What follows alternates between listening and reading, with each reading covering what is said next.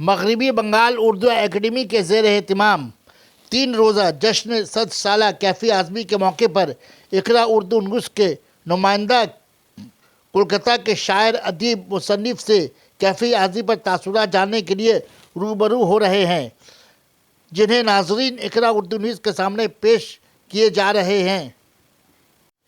کانکی نارا کے معروف شاعر ادیب اور مصنف ڈاکٹر خورشید اقبال صاحب سے نمائندہ اقرا اردو نیوز کی گفتگو۔ خورشید اقبال بھائی، اردو اکیڈمی 3 روزہ 100 سالہ جشن کیفی اعظمی منانے جا رہی ہے، 14، 15، 16۔ کیفی اعظمی پر آپ کا کیا تاثرات کیا ہے، یہ بتائیے ذرا۔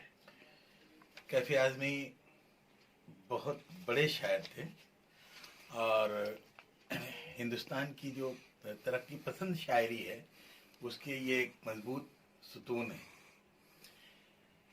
یہاں جو ترقی پسند شاعر جو گزرے ہیں بڑے بڑے، جن میں سعید لدھیانوی ہیں، سردار جعفری ہیں اور کیفی اعظمی ہیں، یہ بڑے نام ہیں۔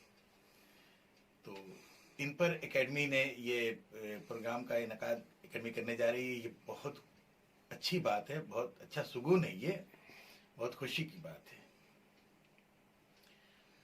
اور مجھے کیفی اعظمی ان کا ایک شعر مجھے یاد آ رہا ہے کہ بیلچے لاؤ کھولو زمین، بیلچے لاؤ کھولو زمین کی تہیں، میں کہاں دفن ہوں یہ پتہ تو چلے۔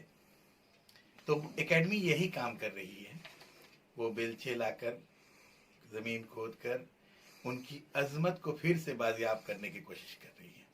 میری طرف سے اکیڈمی کے تمام اراکین کو اور ممبران کو سب کو مبارکباد۔